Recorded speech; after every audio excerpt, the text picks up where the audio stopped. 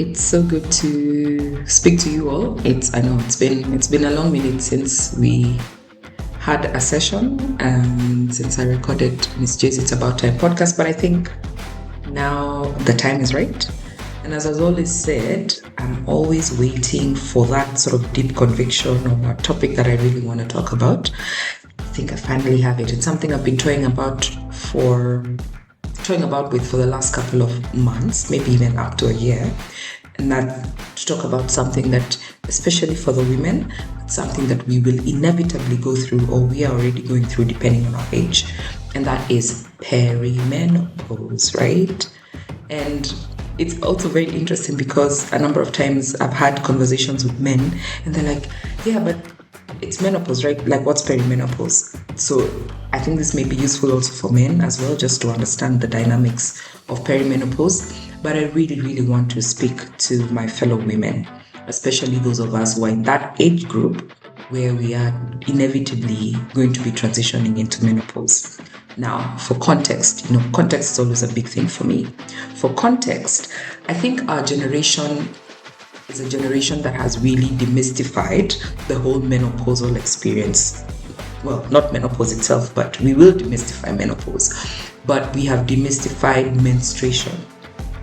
From conversations as we were growing up around menstrual hygiene and things like that, we've come from an era where our parents considered conversations about menstruation just taboo.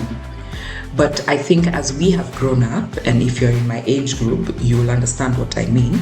If you've grown up in this age group, we've seen significant changes in conversations about menstruation. These are conversations that can be easily had now between parents and their daughters, as well as even men being involved in the conversation. Sometimes I've seen for single fathers who are raising girls that they're the ones who are going into the supermarkets or to the local kiosks and buying menstrual products for their children. We've come a long, long way from where our parents were. And I think because of that reason, then we are the generation that needs to start talking about perimenopause, building into menopause, because a lot of changes are still happening in our bodies, and some of us are going through these things on our own, not knowing that there are support systems, not knowing that all these things are not unique just to you. And I think as somebody who's on that journey, it's important to talk about what my experience has been, the information that I've come across, the knowledge that all the knowledge that I've learned and gained in this process, just to help each and every one of us who may be going through this, or those of us who are advancing towards it, including our own children, because eventually they'll get there, just to demystify what perimenopause is and what that means for menopause, right? So that's where we are at. Perimenopause is that period that happens before you get into menopause. And based on my research and information that's available on the big world internet, there are varying positions around when perimenopause starts. But I think what I can credibly say, it's anything from the age of 35 going into your mid-40s. It could be up to 10 years that a woman could be going through perimenopause. I know that's a lot, right? And so imagine there's a wild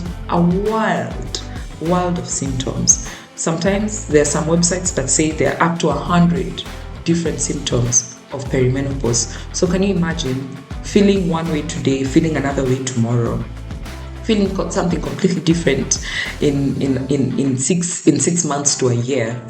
Yet these are all perimenopause symptoms, and it can be overwhelming. Sometimes you think there's something that's significantly wrong, but if you really, really now just drill down to it, it's caused by all these changes that are related with perimenopause. So perimenopause could be anything between 5 to 10 years before you experience menopause. So depending on, number one, even when you started your menstrual cycle, for those who started earlier, there's a chance, not fully, I can't back it up by evidence, but there's a likelihood that you could hit perimenopause earlier than most people who started their menstrual period much later in life. So that's just for context. The timing will vary. It will depend on very, very many things, many of them even environmental, any other thing to do with your, just your general physical well-being. could be something that influences when this starts. So perimenopause, that period of 5 to 10 years before you get into menopause. Then menopause, you're officially confirmed to be in menopause if you've had a year a year after your last menstrual cycle. So that's what is considered menopause. And menopause will likely happen between the ages of 45 onwards. It could happen much later, but if you're around the ages of 45, it's something that you should be looking out for and expecting in the horizon. But because we know how our bodies work, they are unique in so many ways, in the way we experience even the menstrual cycle journey. Some of us have severe menstrual cramps that make it almost impossible to do anything else, especially those first few days. For others, those things could last through your entire menstrual period. For others, nothing other than the fact that they are experiencing menstruation. There's nothing else. So you see, already it is the menstrual cycle itself is different from woman to woman. The things that we experience during menstruation are different from woman to woman. Then we should expect that the same thing could be true to perimenopause. I will take a moment and just talk about how I came to realize that I was in this phase. I mean, it's a wide range. It's a wide range of symptoms. Sometimes when I look back to things that happened to me in 2023 when I made such significant life-changing decisions, but to me it's like, could this really have been because of this journey that I was in? Because you experience things like anxiety, heightened anxiety, not any other kind of anxiety, but just a heightened anxiety. You'll experience just general body fatigue and exhaustion. Then now come the hot flashes and the night sweats. So I think some of us may assume that hot flashes are things that are just unique to menopause. My friend, it can happen. There are times I will wake up in the middle of the night and I am sweating from the back of my neck, behind my ears, and it's overwhelming. And you uncover yourself and you let your body cool down. It goes away. It could come back again and again. Sometimes I've experienced it a couple of times during the day. This is normal. So when I started taking note of what the symptoms were, I'm like, The other thing is, because there's quite a body of research that has been done on menopause and menopause symptoms and what that looks like. But there isn't too much around perimenopause. Now come back to the context of us as African women. There isn't a lot for us to work with. And I've seen in the recent couple of months, years or so, with the use of TikTok, quite a number of influencers or people who are menopausal experts working with women on this journey start sharing information around what to expect during perimenopause. But I'm yet to see something that's specifically tailored to the needs of the African woman. It could be different. We are all women, yes, we can argue that, but there are contextual issues that are relevant to us in Africa, on this continent, that will vary or will make this experience or this journey either a lot more difficult or more difficult for us to manage. So we start with the issue of information and access to information. But there's also what we historically know as the relationship between health service providers and women, and how you can go to your gyna and say you're feeling this way, and your gyna will chalk it down to one thing or the other, but not necessarily walk that journey with you to really understand. And yet, if somebody knows a good gynecologist who's able to walk them through that journey, I am willing to engage and find out who these people are. But one of the things I realized is that because some of these symptoms are so diverse and they happen over a period of time, unless you are intentionally tracking the symptoms and these changes and then presenting those to your gynecologist, it might be a bit difficult. You could argue, this is different because, or maybe this particular month you were going through an immense amount of stress at work or whatever, and you can chuck it down to those things. But I think for us as women, what I've found useful is just taking a personal inventory of the symptoms month on month whenever you experience them. You could use your usual menstrual cycle tracking app if you have one. If not, you could just put them down in a journal and sort of dedicate a section where you talk about how you're feeling. You just list them because you realize that there are a wide range of them. And then now you can use this when you engage with your gynecologist to have a conversation and say, this is how I've been feeling over the last couple of months. And then now the conversations can be had around whether you need to take on any blood tests and things like that to confirm whether you're actually on this process. But that said, some of the things I've experienced, sometimes when I talk to my friends about it, they're like, what?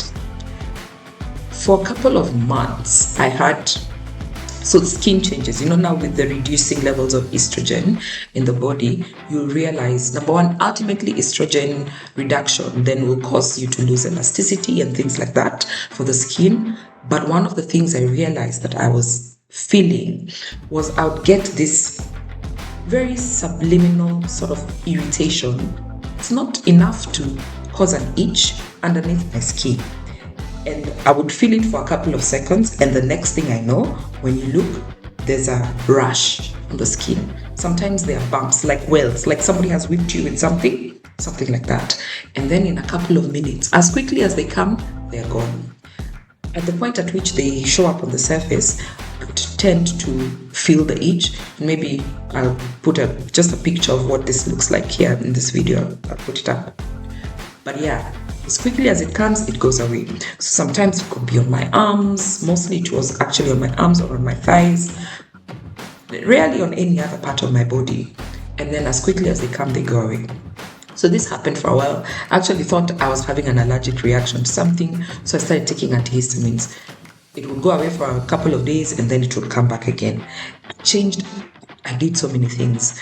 Constantly changing my bed sheets, ensuring that my pillowcases and all those things were laundered every week.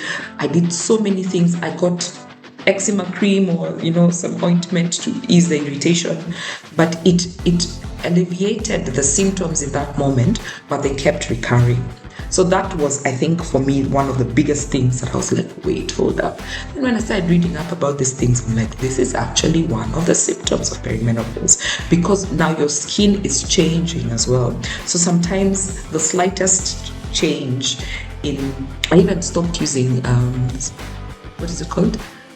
Stay Soft. I stopped using fabric softener for a while because I was like, or is it the irritation that comes from that? I stopped using perfume. But then I rarely use perfume on my arms or my thighs, so I'm like, what could the issue be? So I think for me that was the first thing. I spoke to a couple of people about it before I eventually realized that was the problem. Now that if you don't have the perimenopause topic at the back of your head, it's something that could really cause you a lot of distress. And because it happens so often, sometimes I would feel that sort of irritation and itch, not itch exactly, but that sort of irritation. Feel like there's something that's about to happen to your skin, and then the next thing you see, you have welts on your arms. Wake you up from sleep. So that was one thing. Then the changes in sleeping, in my sleep pattern. Oh my, that was heavy, and I still experience it today. Try to find sort of natural remedies to address it.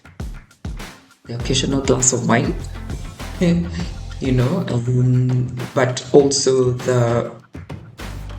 some sleep mist spray that I spray on my pillow before I go to bed, because as much as possible, I'm really trying to avoid any form of medication that would be an aid, because I don't really believe in sleeping pills, because I think there's a tendency to get hooked to those things, and therefore your body just adjusts that you can't sleep unless you have this. I mean, same can be argued about the occasional glass of wine, but any reduction in reliance of not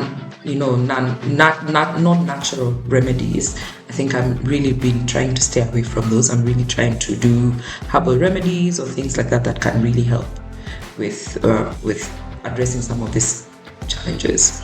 Now, so there's a sleep mist that I normally use, which is botanical as well. I have found a few other products that really work for me, but they just reduce the intensity of how I feel, but they don't completely eliminate it. So that's something that we also need to be aware of. So the changes in the sleep pattern, I got to a point where I'm at the point now where I'm like, you know what? I'm awake at 2 a.m. It's fine. how can I use most of this time? Mostly end up using that time to catch up on TikTok and Instagram videos. So if you see me posting things at 2 a.m., it's because I just can't sleep. And I have learned to be okay with it. And then when it's around 4, 5 a.m., now sleep will hit me. But then I realize, it's 6 o'clock, it's 6:30, it's time for me to wake up.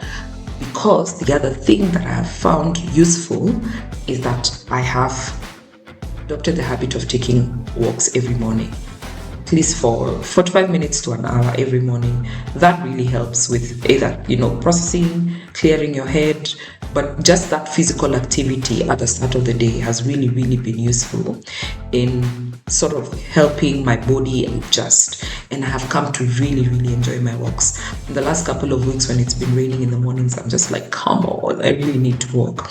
But I find that very, very useful. I find that very great way of addressing some of these things, because a lot of these things also happen are here in our heads. So that walk helps me to process through, plan my day, so I'm not panicking if for some reason, because I'm so tired from not sleeping the night, I need to take a 1 hour nap in the course of the day.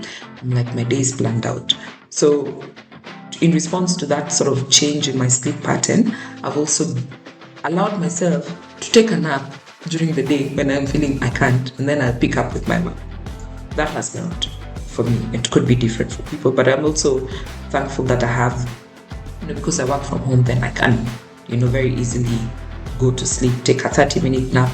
The thing is, what's interesting is, because I continue to track my sleep cycle, thanks to this gadget that I have, I realize that the quality of sleep that I have when I take those 30-minute, 1 hour naps during the day is a lot better than the quality of sleep that I get if I was to sleep for, say, 5-6 hours at night. Interesting. So it means that your body is a lot more rest during that particular moment, meaning that you really, really did need it, than when I sleep at night. So that's something that I found to be very useful. Other interesting symptoms of perimenopause are sort of similar to the things that you experience through your premenopause days, like in the sense that, a couple of days before your period, you're feeling aches in, like breast pain, some subliminal abdominal cramps, not the intense ones that you experience during your period. You feel a slight backache.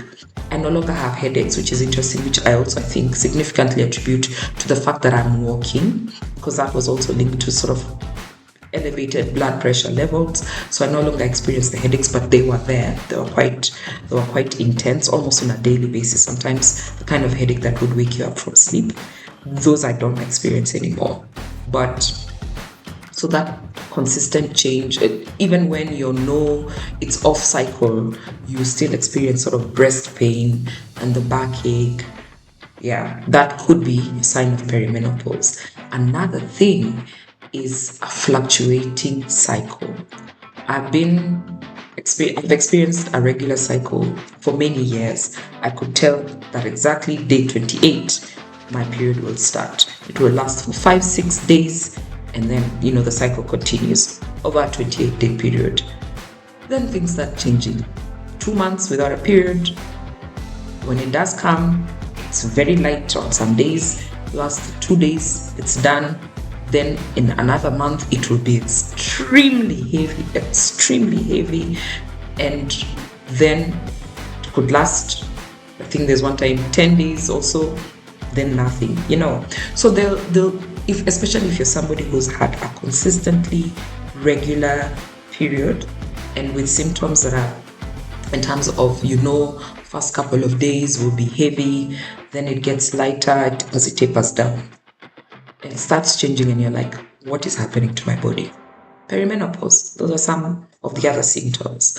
Now, there are very many other things that will happen to our bodies during this period. I think one thing that is referenced is the issue around vaginal dryness. So you will feel it, you'll experience. If you're a woman, you know what that could look like. You'll experience vaginal dryness. There's also a reduction in libido. So if you're sexually active, there's little to no interest in sex. that is something also that will also then build up during this period. And then when you get into menopause, I understand things are very different at that point. But yeah, in this season, those are some of the things that you could experience. And now, if you're in a situation or in a relationship and you start asking yourself questions, is it, I'm not feeling this person anymore? You can see how those small changes could actually then cause you to go into this thought process. Because if you don't know that it is possibly a perimenopause symptom, then you'll be like, what's going on? Is it this person? Is it, I'm not, yeah, that kind of narrative that you'll have in your head. It could be one of those things. So give yourself grace when you're going through these moments. And there's an array of so many other symptoms. I've had people talk about ear itch. I haven't experienced it, but apparently there's a specific itch that you feel in your ear that is related to perimenopause. What? How? The connection. And you might not draw those parallels to it, but I've seen it cited in a couple of sort of references that I've looked at about the whole ear itch thing. I've heard people also talk about things because of a result in the estrogen levels. When we are told are you on your, yeah, that thing that people tell you when a woman, that people will tell a woman when you're in, like, you're touchy or you're in a funky mood, are you on your period? Which is, number one, stop, please. Excuse me. It's a normal thing. It's a normal process. Don't voice it. It's just, if you ask me if it's coming from a man, it's just misogyny. Honestly, I can't chalk it up to being anything else. That emotional fluctuation is because of estrogen. We know it's hormone driven. Or people telling you you're being hormonal. Are you on your period? Now in perimenopause, it is heightened. Extremely varying moods, changes in moods. 1 minute you could be extremely happy, and the next minute you're down in the dumps. And if you're not tracking these changes, then you'll be like, there's something else that's going on. And you see, when we're in that space, sometimes even the decisions that we make, or even the things that we say in that moment, could have long-lasting effects. So it's for you to take note of what's happening and be like, you know what, I'm in this funk. I need some me time for a couple of hours until I feel better, until my mood adjusts, until my mood adjusts, because it will adjust. It's hormonal. It fluctuates. It's in and out, in and out, in and out. So then you allow yourself, by tracking how you're feeling, then you're like, you know what, in this space, I just want to be by myself. I just want to chill. Then I can come back and we can revisit whatever I was doing or whatever conversations you are having. And this also then translates to brain fog.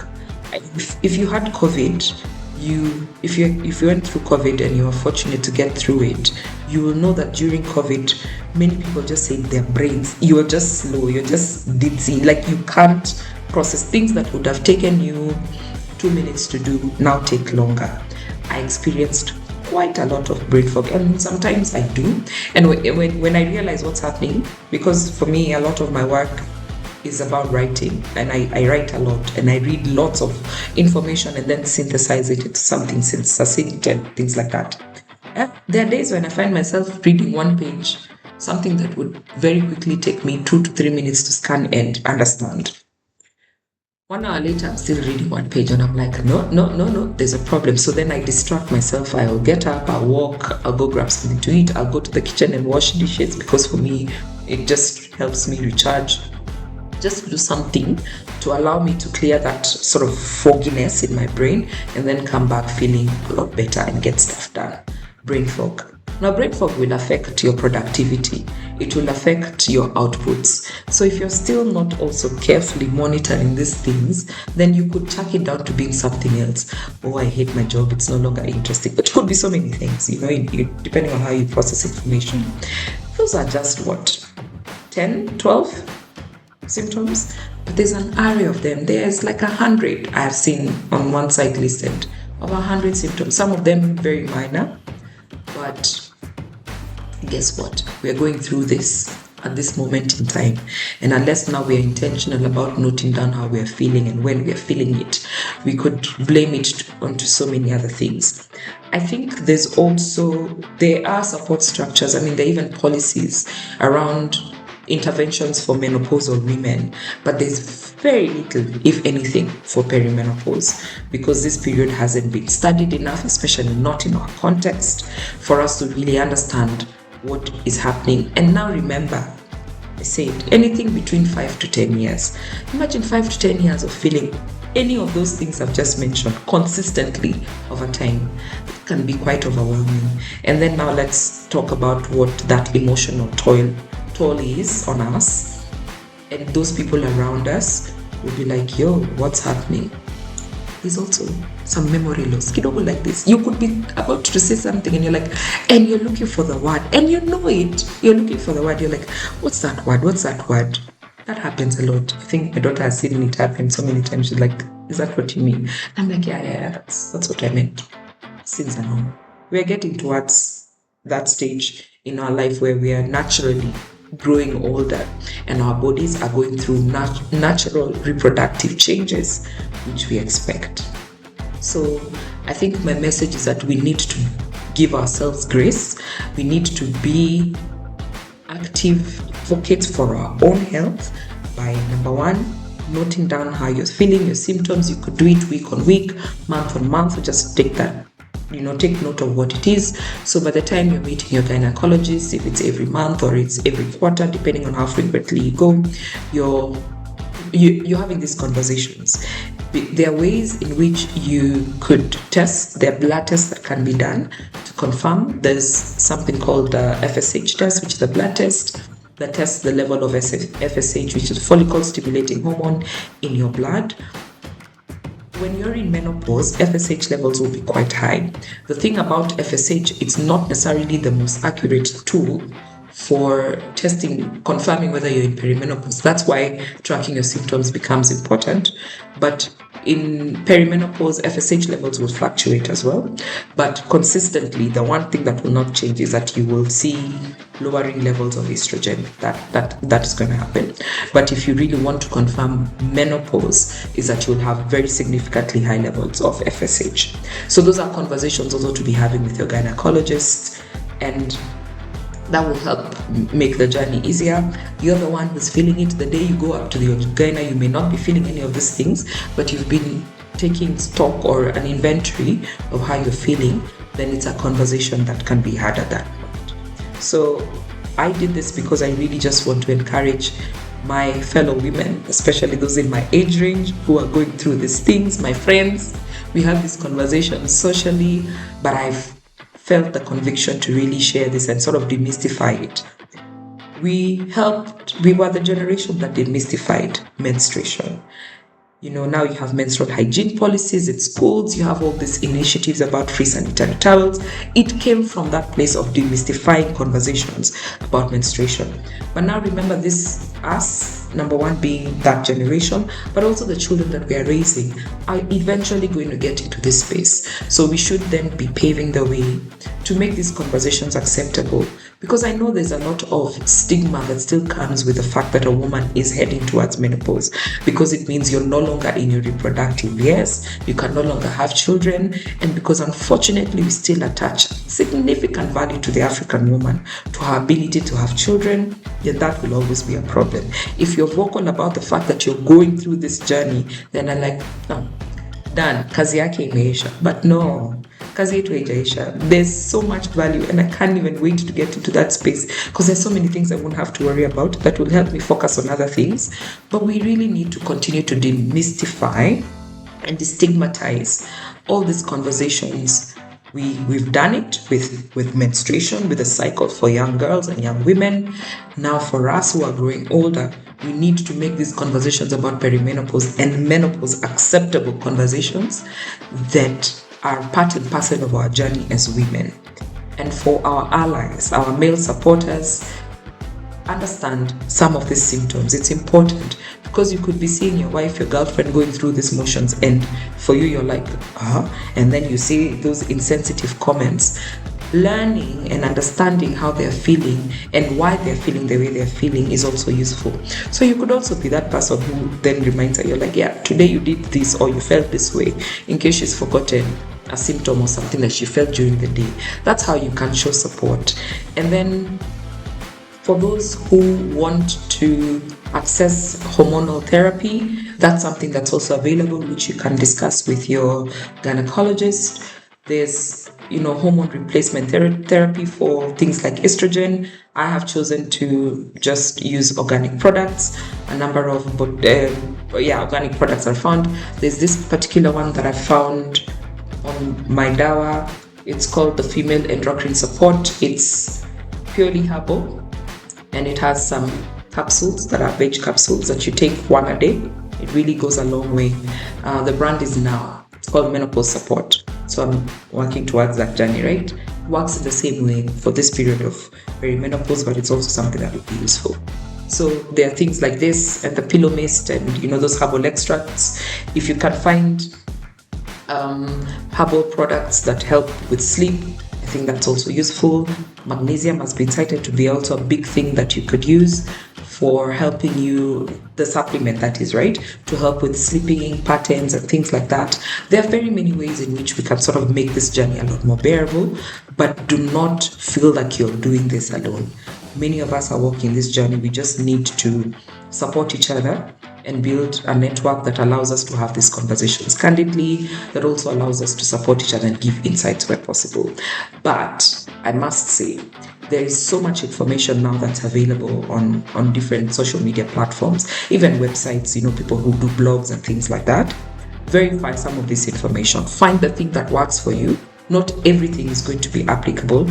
And again, like I said, because there's such a shortage of this information that is specific to our context as African women, you'll find that a lot of that information is for women who are not African. So that in itself could be different. Our bodies are, our context causes us to experience things differently. So just verify. Find that thing that works for you, that makes your journey bearable. Not everything that is out there is going to be applicable for you, and it's not going to work for you. Not everything is going to work for you. So find the things that work for you. But the only way you can do that is, number one, if you're taking stock of how you're feeling. And number two, you try out some very natural things, like the walking. You could make shifts in when you sleep and things like that. How you spend your day could also has a huge bearing on how the quality of your night is. So try some of those things naturally. Then, like me, I've chosen to go sort of the organic botanical route to address some of these issues, and there's an array of things that can be done. But then also have conversations with your gynecologist, especially if you're feeling adverse effects of this perimenopause journey. Then you can have conversations around hormone therapy that will help you feel better and enjoy a good quality of life in this period. It's natural. We're going to go through it all as women. We need to be okay with that because it's part of the blessing that the Lord gave us as women. Thank you so very much for tuning in. If you have any questions, please drop a comment or inbox me if you need any more insights. If you'd like some guidance around how to navigate some of these challenges, please feel free to reach out.